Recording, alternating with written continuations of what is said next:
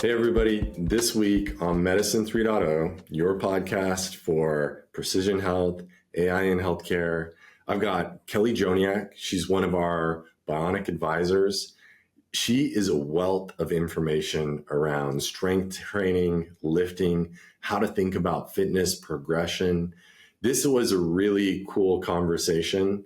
She is young, but she has had so much great experience. She laid down a ton of wisdom for me. Hopefully, you guys can take something out of it. I'm sure you will. Hope you enjoy. Hey, Kelly, thanks for coming on the podcast. Hey, Jared, thanks for having me. I'm honored to be a part of it. So you and I talk all the time about exercise, lifting, and I want to really dig in with you, but I'd love for everybody to kind of get to know you. So if you can give a little bit of background to start. Yeah, so my background is kind of all over the place, I like to say, but I think that's what makes learning that much better and all the experiences you have. But I actually went to undergrad at University of Oklahoma as a meteorologist, so completely different world and topic. But I quickly realized I wanted to work more hands-on with people and be able to see the changes I'm helping make. So I did my undergrad in health and exercise science there. I worked in sports nutrition with football and basketball and a couple of the other sports during that time. Then after graduating, I knew I wanted to do a master's degree, but I didn't know in what. Thought I wanted to be a dietitian, wasn't sure, so kept trying to find internships that might be able to help me figure out my path a bit better. So I ended up doing a summer training camp internship under Jennifer Gibson with the Chicago Bears. And then that turned into a full-time opportunity. And then after I had graduated, I did a couple months at Exos, a human performance company based out of Arizona. They have a few facilities across the U.S., but that's their headquarters. So I did nutrition and strength and conditioning there. Then my full-time position with the Bears started right after that. Did 2 seasons with them in sports science and nutrition. And then I made my way to where I'm at now, North Carolina. So I did my master's degree in exercise physiology under the direction of Dr. Abby Smith-Ryan in the Applied Physiology Lab, and now I'm here at Bionic. Awesome. And of course, I met you in Dr. Smith-Ryan's lab, and so many.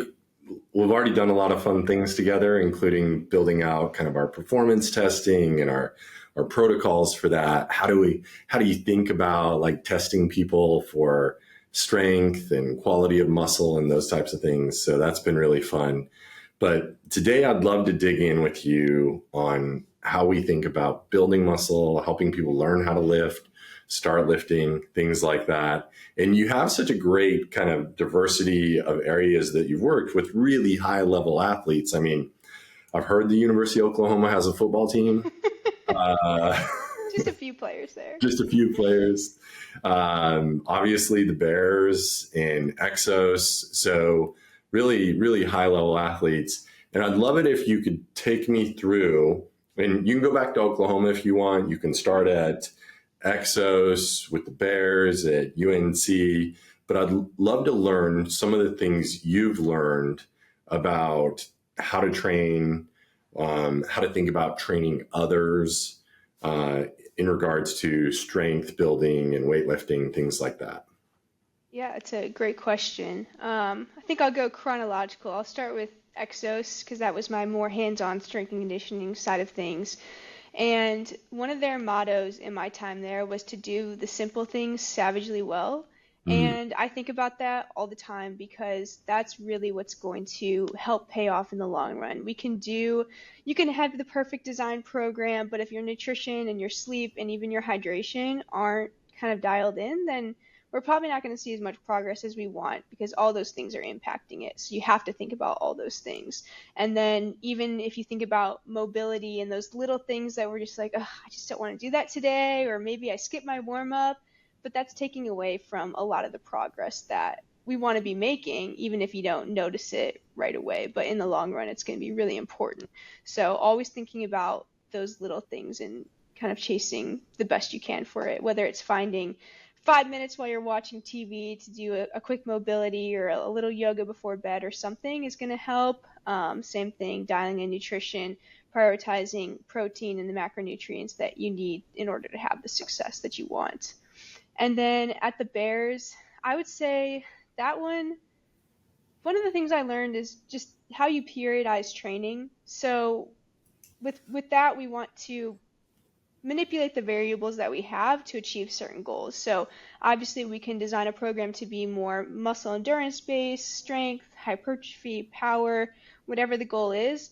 And obviously football, very specific, strength and power, very quick bursts. You're not running a long distance, but you still need to have a basic foundation to build on. So having your base phase, I like to call it, in the preseason is going to be really important. So training looks different. You might have a little more quote unquote endurance for football. It's not going to be like a runner, but you'll have that to develop some of these skills. Then you'll have higher volume so that you can develop this base first in order to have the hypertrophy and the strength development. So then being able to see that in action from what I learned in school actually be transferred was really important. And I also learned about the importance of Olympic weightlifting during that time. I worked really closely with Pierre No, who's one of their assistant strength coaches currently, and he's a big Olympic strength guy, but he taught me that if you can teach someone that, then you can coach almost anything, and I think that's true because there's so many benefits to those movements, and as long as you teach them properly and build on a foundation, then you're not going to have a high risk of injury, but you have to learn the right way.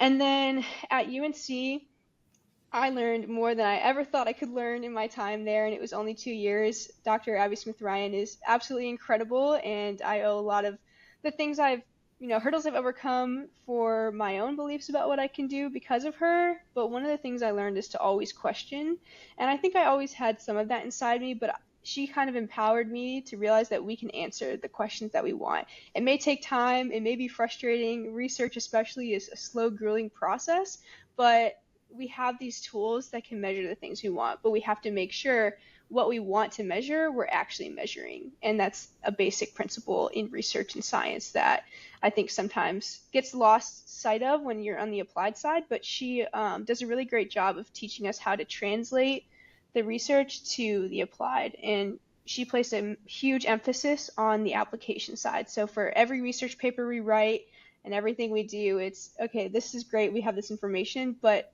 why do I care? Who am I gonna use this on? What's the importance? So those are a lot of big lessons I've learned at these 3 places, but they're at the core of everything I try and do and how I look at things. I love it. The simple, what was it? Do the simple things savagely well. Yes. I, that is such a great motto. Yes.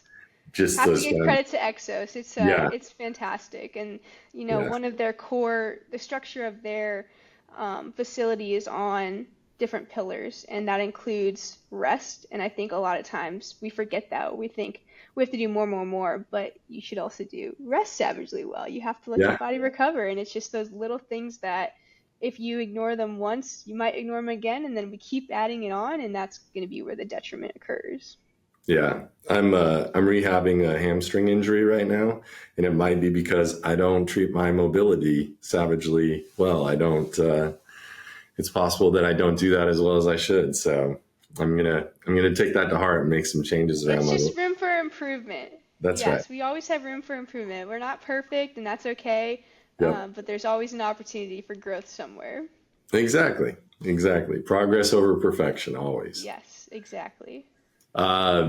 So I love those. So the things I kind of took some notes on that. So, get the basics, the foundation, like get those things really well. And we talk about this all the time, like really focusing on moving your body, sleeping well, nutrition, hydration, like basic things for life. But then if you want to add on top of that some fitness level, because we believe that everybody needs to work on their fitness to be their best self.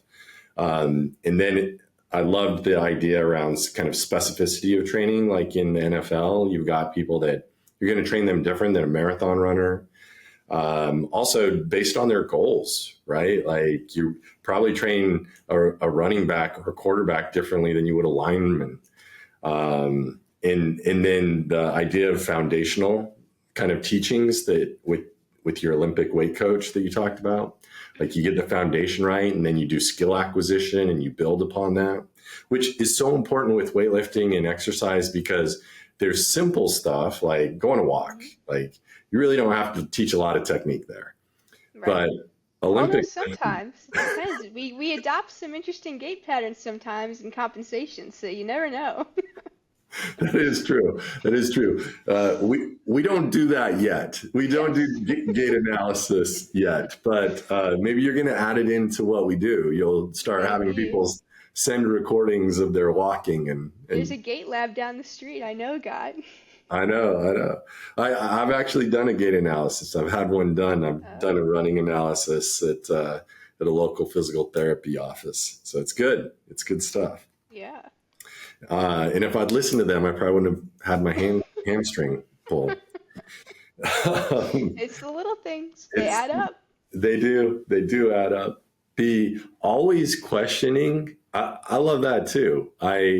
But what I love even more than that is what you said that Abby Smith Ryan taught you, was that you can find answers to your questions. Like you can come up with the right way to test and find and then put into practice the things you learn. Mhm. So I think that is a great foundation for us to kind of build off of and talk through. Okay, how do we take all these things that we know Mhm. and how do we put them in practice with one of our members? Like our members come in, they don't necessarily care about all this stuff. All they want is guidance. They need like the step by step. And so let's start off, like, let's say we have somebody who comes in and they have a desire. So they have to start with something, and at least a desire. Mhm. And they have the desire, like, I want to learn how to strength train. And if they don't have that desire yet, I'm going to try to instill it in them. Yes. And all the other physicians and you and our other advisors, we're all going to try to instill like this desire to weight train and get strong or Even if stronger. it's not fun, something is going to be helpful if nothing else. Exactly, exactly. And so I'd love to hear, well, actually, first, I'd love to hear your sales pitch. Like, what would you tell a member, like why they need to add this into their life? And then like how you would start thinking about helping that person to build out a program or do something to change. First, for a second, I think you asked about my sales pitch of why someone should weight train. Yeah, exactly. Um, my my first and foremost number one pitch is that it's already been shown in research that having more strength and even muscle mass as we age is going to improve quality of life. We may want to make changes now for whatever the reason is, but we also want to be looking ahead. Where do you want to be in 10, 15, 20 years? Do you want to be able to live on your own when you're older? Or, are you going to want to be able to stand up out of the chair or anything on your own? And that's why strength is so important. And then for females, especially, with bone mineral density, that's always a main concern, especially with the hormonal changes that occur through perimenopause and menopause. And whatever you can do now to kind of add to your bank account, so to speak, is going to be really important. We want you to cash out when you're older and have the life that you want to live, but it starts now. It's an investment in your future, just like you would do for your retirement fund. It's the exact same. Yeah. My family, so I think I've told you, I have 8 sisters. Hmm. And my mom has osteoporosis. I have sisters with osteoporosis. And I don't know. I have one sister who's probably stronger than me. Like she weight trains and she lifts heavy, but Good everybody for else her. everybody else doesn't. I mean, I guess it's okay for her. I would rather be stronger than her. I wish she'd like lay off it a little bit. But We have to embrace it. Keep empowering the women. this whole acceptance thing, I don't know. I That's want to okay. accept I'll some help guide things. you through it. Okay, thank you. Thank you.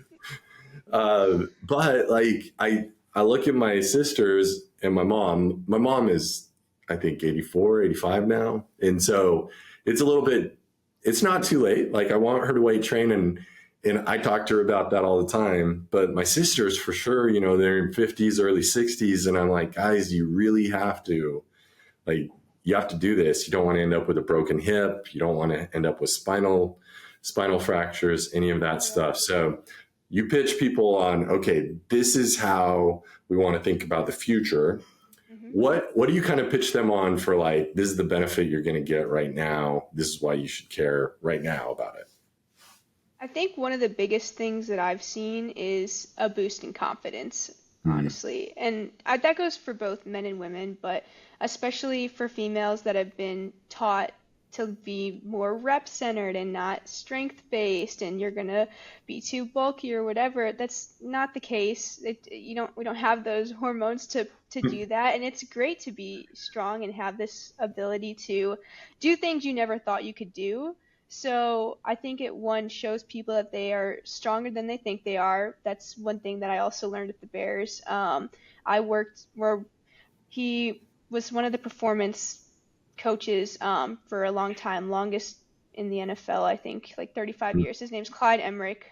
He passed away a couple years ago, but he competed in Olympic weightlifting in the 1952 Helsinki Olympics, and I was the Wow. last person that he ever got to coach. So he and I had it was a short-lived time together, but it was a good bond, and he always taught me you can always do more than you think you can. And for me, who's always loved being strong and lifting weights, to be told that and shown that is something that I've seen now in other females as well is just incredible, and it's something that I hope to continue to promote. And that's part of my pitch too. Like, your confidence just goes through the roof because you really can do so much. I love that. And I've seen that again and again with people, women, my sisters, my wife, when they start weight training, there is a confidence. And it's awesome to watch somebody who could never do, like, a great strict push-up do 20 strict push-ups, and or else not be able to do a pull-up and be able to nail strict pull-ups. Like, in that Exactly. confidence, like, you can see that in the way they move in the world, the way they do things in the world, the way they talk, the way they feel. So Yeah, I think you that's, stand a little taller, yeah, honestly. I mean, yeah. it's kind of funny. I was just talking to a friend yesterday.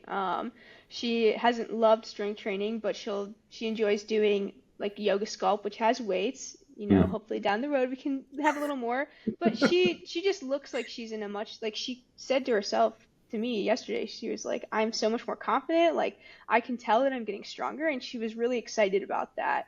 And it's just really special when people can experience that for themselves. And getting to that point at first is hard. Like, any change you make is going to be hard, especially with something new that we're not good at. But when you're frustrated, that's when the improvement comes. My dad always told me that failure is fertilizer, and it's absolutely true. And we have to kind of fall down in order to get back up and climb up that next step. So it's just part of the process. You have all the great sayings. Failure is I have so fertile. many. There's so many great ones, and people I'm lucky don't to have a know. lot of like, people that are very wise in my life. So Yeah. I've been lucky in that. And people don't know that you're an old soul, that you, like, are Dave Matthews Band fanatic. Like, how many Yes. concerts have you been to now? 22, just of him. I know. I've always been an old soul. When I was a kid, I used to follow my dad around to all the events and parties that he was at with my mom, and all the kids would be playing together, and I'd be talking to the adults. I just have always naturally navigated that way and been that way. And I love to golf. I'd rather just be on a golf course half the time. Don't really have the time right now with training, but it's just Yeah, kind of funny how it works out. yeah. So actually, let's go on to your training, and then I want to jump back to this beginner. So your training, how long have you been Olympic lifting? It'll be, I think, about 3 years now. I started, I think, in 2021 after my first bear season. I started during COVID, so we were in the bubble. I was a tier one, so I was with the players, so I couldn't do anything except for go to work and go home. But as soon as that ended, I was donating nutrition products to a local gym, and one of that strength coach I told you about, Pierre, no, he would go train there sometimes, and any product we couldn't use went to them. And I just so happened to fall into the hands of Team USA head coach Mike Gattone there, and he took me under his wing with another coach, Casey Knuth, and yeah, it was, the rest is history. I went to learn just how to coach, and they said I should just try it too, and here I am, 3 years later, almost four, loving it. That's awesome. And tell me about, well, for those who don't understand the difference between Mhm. like Olympic lifting and powerlifting, like help people understand what you mean when you say Olympic lifting. Yeah, absolutely. So, great question. Lots of confusion because the names don't even align with the sports. So, powerlifting as a sport is squat, bench, and deadlift as the three main lifts that you compete in.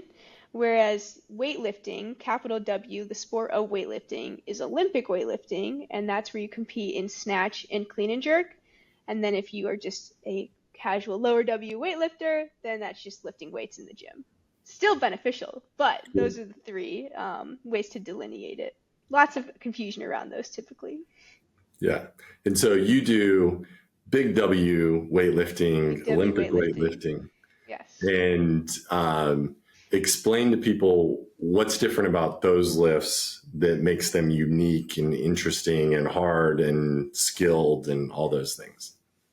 Well, I'm not sure if you might want to keep this one in the podcast or not, but I'll use another quote from Clyde Emmerich. But he called powerlifting unskilled labor Oh, because you're just doing exactly that. You're picking up a heavy weight. It's very impressive, but there's less technique. There's still nuances that, of course, go into having a good technique and good form. But in general, Olympic weightlifting is a very unique movement. So you don't really see them, or many variations for that matter, that anywhere else. So it's all technique based. You have to be strong and you have to be powerful, but if you have bad technique, strength and power can only compensate for so much. Like you have to learn the proper technique to be successful in it. yeah. I mean, when I watch Olympic weightlifting, if you don't have the skill, it doesn't matter how strong you are, Yes, right? Like absolutely. if you lack the right amount of skill, you can't even do the lifts. And then to Yes. be elite, you have to have a ton of skill. And it's Uh, all physics and biomechanics because, for example, a lot of times in CrossFit, it's coached where you want quote unquote more hips, like swinging your hips forward like a kettlebell, because that's how it kind of looks when you watch a video. But that's not what you want at all. You're actually focusing on pushing force into the ground to move the implement. So, in order to do that, if you're pushing your hips out, now the bar is detaching and going out in front of you, and it's going to be pretty hard to save a lift. What you want is to keep the bar moving in so you can have as little horizontal movement as possible, as vertical as you can, and then that's going to help be able to make sure you're transferring as much force and power into the bar to get it over your head. So it can be challenging. I feel like I know everything I need to know now. I'm going to go try. I'm going to Well, grab the barbell. you let me know when and where, and we'll get you doing some movement soon. It all Uh, starts with a simple pull, and we'll go from there. I know. I'm actually. I've never really tried Olympic lifting, and it scares me. I'm unskilled labor. I'm not sure that, and We'll I'm try not some sure that it's. variations. Yeah, yeah, that's true. Okay, let's jump back to okay. Now we have this person who is. We convince them. They're like, okay, I want to put it in my bone bank account, my muscle bank account. I want to do that. I want to feel more confidence. I want to feel better. I want to start lifting. Mhm. How do you take them from zero to something? And let's just say, let's do this on like a 2 month time horizon. What are you going to do with them during that 2 months? Well, I think it's important to start with another one of my favorite quotes in strength and conditioning. I learned this at Oklahoma, and the best answer to any question, which is very frustrating, is it depends. Yep. And we already know that we're calling into everyone is unique. There's different backgrounds, there's different ailments, injuries, things that have happened, confidence levels, motivation, all these things have to be considered on top of where you're at and where you want to go, and even what you have access to equipment wise. So I'll simplify it the best I can, but I'm always thinking about all these different factors that involved. But even in 2 months, I would still keep everything as basic as possible. Until the 6 month mark, you're still a beginner in the terms of weight training, and then the intermediate period is going to be anywhere from 6 months, a year, to 3 years, 4 years. It all depends, right? So I like to start, obviously, depending on what people have access to and how frequently they're wanting to go. But 2 days a week is a great place to start. I like to focus on building a habit first and feeling comfortable and confident in the gym. And that can be really hard when you look around and see people doing heavy weights or failing at things, and that's scary to watch sometimes if you're not sure what's going on. But really starting at the most basic level. So I typically like to focus on body weight movements because that's setting the foundation, right? It's all about how can we effectively increase core strength, core not just being abs, but everything 360 degrees between your shoulders and your hips, because that's our stabilizers, and we need to be able to control that. Whereas machines can help, it's taking away a lot of that extra stability that we need, which we want it to transfer over to daily life. Daily life, most of the time we have to do these things on our own. Even as simple as putting a suitcase overhead on an airplane, if we're not practicing those movements, it's going to get harder and harder down for mobility and everything. So very basic starting program, building the foundation. So typically more muscular endurance based for a lot of people. So that could be set and rep ranges anywhere from 3 to 6 sets to 12 plus reps, or sometimes in light weights. Sometimes if they have a little bit more confidence and experience, then I'll lower it a little bit and do more of a basic hypertrophy, but not really trying to increase the time under tension as much. That would come in the second base phase. But simple movements like body weight squats, for example, if you're starting from zero, we can do wall sits just for time to build muscular endurance. Then over time, we can add goblet squats, then maybe back squat, front squat, and so on. Same thing, we'll start with push-ups. We can work our way up to bench press, starting with dumbbell and then going to a barbell. And the same thing for all the other movements. There's a regression and progression for everything, and that's what's so great about training. There's so many combinations available. Yeah. I loved your answer. It depends, because 100% agree with that. If somebody says this is the one right answer for everybody, then I think that's baloney. Yeah, and I The think that's an important thing to keep in mind with training too. Everyone has their own coaching and training philosophy, and of course that's based on what you see in practice and on your experiences. But I like to think of everything as a tool. Like I'm not only gonna give TRX, that's a great tool, but that can only go so far. It's still great, but maybe I want some bands. I definitely want weights to be going from fives and tens up to as high as we can get you in most cases that's safe and with good form. So Yep. it's we always want to have as many tools in that tool belt as we can, and it just comes with time and practice. And training is frustrating. It gets to be monotonous at times. Typically a normal training cycle is anywhere from 3 to 5 weeks in most cases. And you can change the implements you use, you can change reps and sets, you can even change rest times to achieve different goals. Movements can only change so much. You have a lot available, but at some point it's just you find things that you enjoy doing, and sometimes you have to sprinkle in the ones you don't want to do. Right. Well, and a lot of people don't understand that strength is actually a skill. Like Hmm. that, and it's training of your nerves, it's Yep, training of, and that's the great thing about a beginner is they can get that's exactly what I was gonna stronger say. so fast, which is Hmm. so cool to see. You could take somebody, like we could put somebody out on our bench press today. Say we take somebody and they can barely get up a 45-pound bar and it's all shaky. And if you take them back in 2 days, they might be able to do 5 of those. And then Yeah. 2 days later, they might be able to do like 10 pounds on each side. And that jump in strength, that percentage jump, it's not because their muscles got that much bigger. Hmm. It's because their All nerves neural. started recruiting and learning the movement and all of those Hmm. things. And so I think Which like is great, yeah. But so cool. sometimes people get frustrated. So I think that is a great point that you bring up because, yes, beginners are going to see really rapid improvements and it's super exciting, but then you might hit a plateau. And Yeah. it's nothing that you're doing wrong. It's just, it takes time to build muscle. That's a very long, slow process. Yep. And it just comes, unfortunately, with time. It's just one thing, it's the return on investment. It may shoot up first with a good stock, and then it's going to slowly just do its thing over time. So, Yeah. um, yeah, it can be great, but also good for people to recognize that it's okay for changes to be slow. And I mean, you said something interesting to start is that you're going to try to get people to do twice a week because Hmm. Well, you're trying to build a habit, Yes. and you eventually, say you're 6 months in, Hmm. like your ability to see strength increases is going to go way down over that 6 months. So you see this big gain to start, and then there will be somewhat of plateauing, and you won't see that strength gains as fast. And also, you've got to know that we build muscle extremely slowly, like Yes. on the And with matter of, age, it's even slower yeah, because protein absorption goes down, muscle protein synthesis goes down. So you have yeah, to be, it's just a game of patience. yeah. Hard work and patience.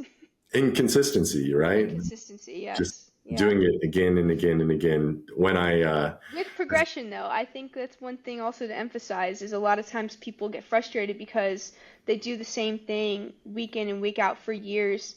But if it's the exact same, if you're not mm, changing reps, sets, time under tension, if you're not changing weight at or times, or I think rest times, I can't remember which ones I said already, but yeah, and even the movements and the implements you use, that's another reason that that could be occurring. Like we have to have this progressive overload in yeah, order for because the easiest way to think of it is we start here with training.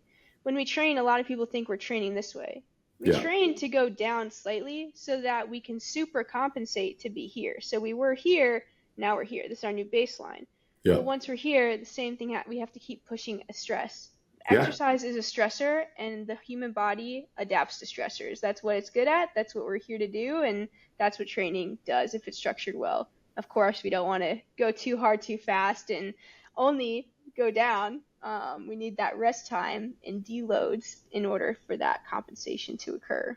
yeah. And I think that's a really good point for people to remember. Like one reason it's great to have a coach or work with Hmm. somebody is they're going to help you continue to do that progressive overload, deloading when you need it, helping you to break through those plateaus so that you Hmm. continue to make progress. And yes, the progress slows from the beginning, but it's amazing to me. Like I look back, I've been training now for, I don't know, 20 years. And I was such a skinny kid in high school. And I bought weight gainer and I had like the old sand weights in my Hmm. basement. And whenever my friend would come over, I'd be like, let's bench. And he never lifted, but was always stronger than me. And it Yep. always made me like so upset. But just consistency over time works. It And, does. and so it's just getting people to believe that it's worth it. Consistency over time, progress over perfection.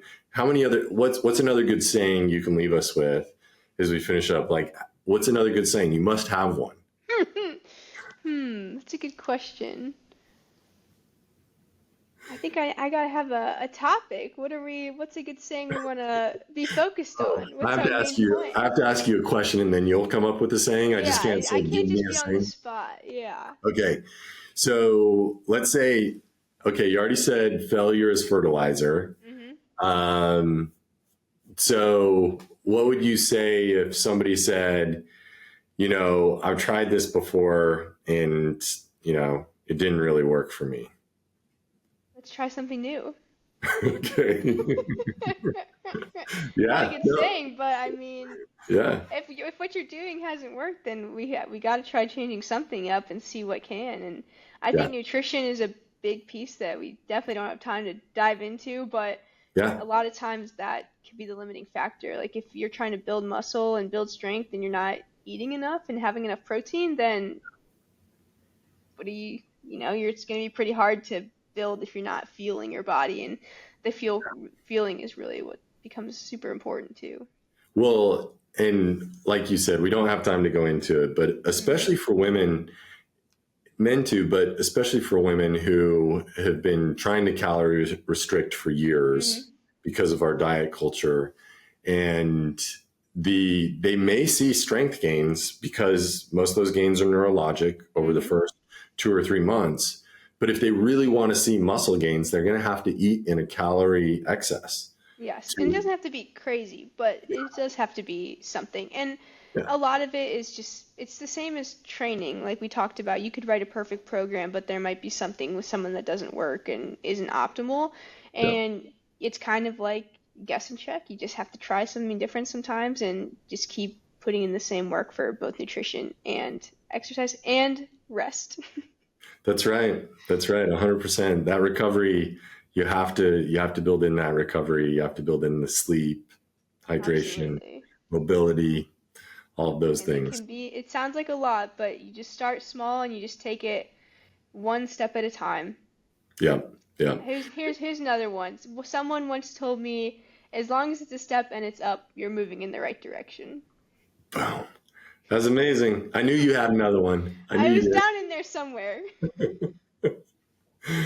So perfect. All right. Kelly, this was awesome. Thank you so much. I'm sure that we'll have you back on to talk more fitness, nutrition things, but thanks so Awesome. much. Thank you for having me.